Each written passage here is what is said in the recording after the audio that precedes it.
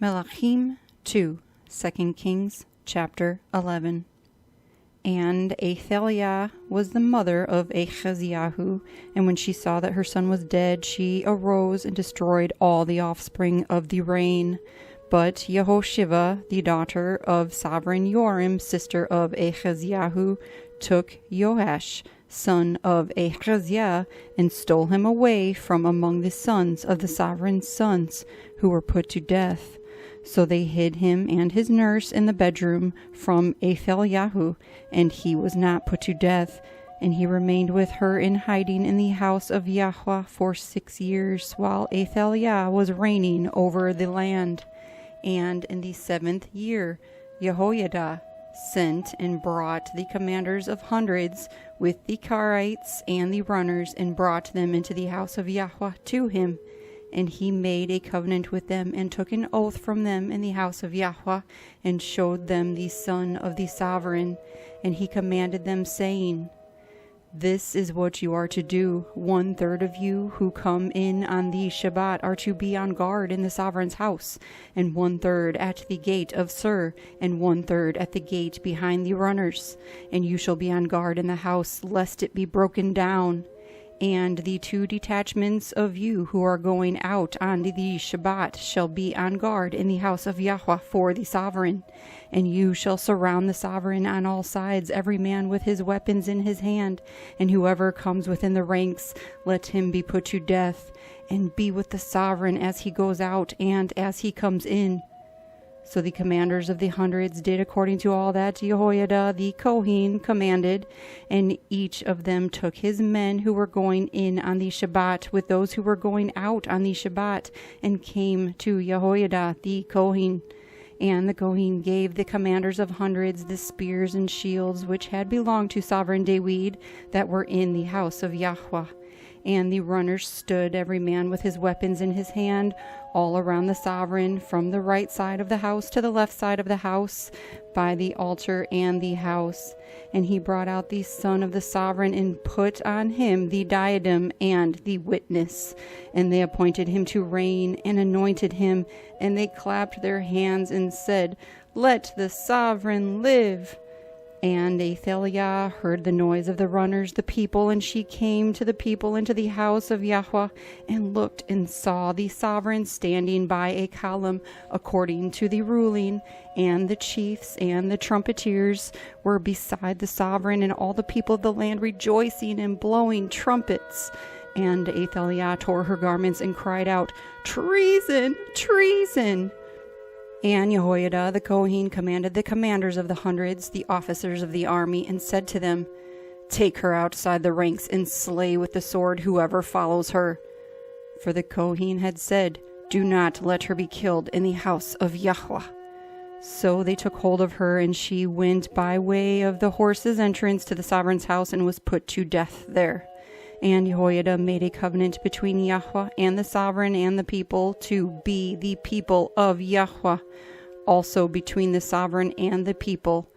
And all the people of the land went to the house of Baal, and broke it down. They completely broke up its altars and images, and slew Metan the priest of Baal before the altars. And the Kohen appointed inspectors over the house of Yahuah, and took the commanders of hundreds, and the Karites, and the runners, and all the people of the land. And they brought the sovereign down from the house of Yahuah, and went by the way of the gate of the runners to the sovereign's house. And he sat on the throne of the sovereigns. And all the people of the land rejoiced, and the city had rest, for they had slain Athalyah with the sword in the sovereign's house. Yaho'ash was 7 years old when he began to reign. Melakim 2, 2 Kings, chapter 12. Yaho'ash began to reign in the 7th year of Yahu, and he reigned 40 years in Jerusalem. And his mother's name was Ziphia of Beersheba. And Yaho'ash did what was right in the eyes of Yahuah all the days in which Yahoyada the Kohen instructed him. However, the high places were not taken away. The people still slaughtered and burned incense on the high places.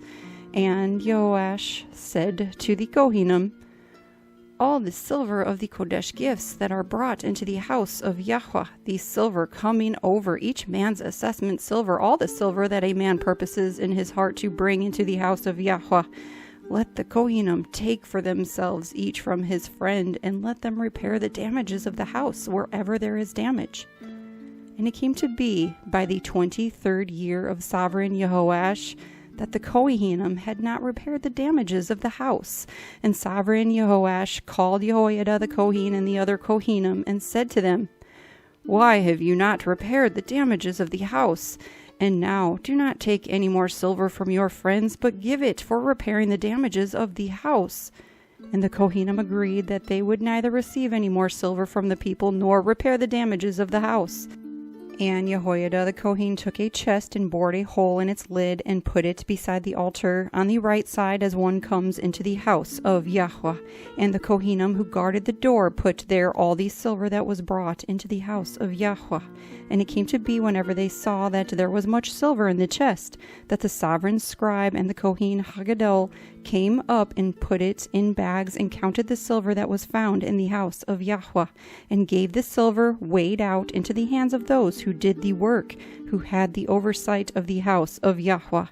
And they paid it out to the carpenters and builders who worked on the house of Yahuah, and to the stonemasons and stonecutters, and for buying timber and hewn stone to repair the damage of the house of Yahuah, and for all that was paid out to repair the house.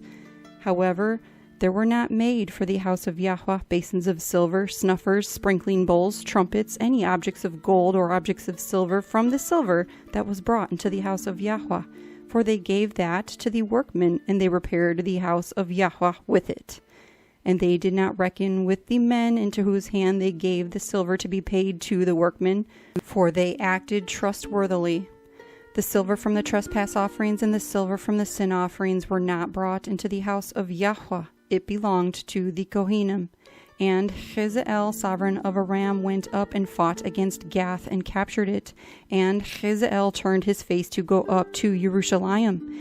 And Yaho'ash, sovereign of Yehuda, took all the Kodesh gifts that his fathers, Yehoshaphat and Yehoram and Ahaziah, sovereigns of Yehuda, had Kadosh, and his own Kodesh gifts, and all the gold found in the treasuries of the house of Yahuah and in the sovereign's house, and sent them to Hazael, sovereign of Aram. Then he went away from Jerusalem. And the rest of the acts of Yaho'ash and all that he did, are they not written in the book of the annals of the sovereigns of Yehuda?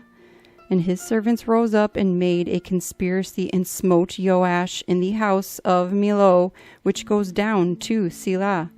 For Yozachar, son of Shemath, and Yehosabad, son of Shomer, his servants, smote him.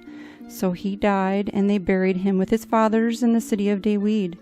And Amaziah, his son, reigned in his place.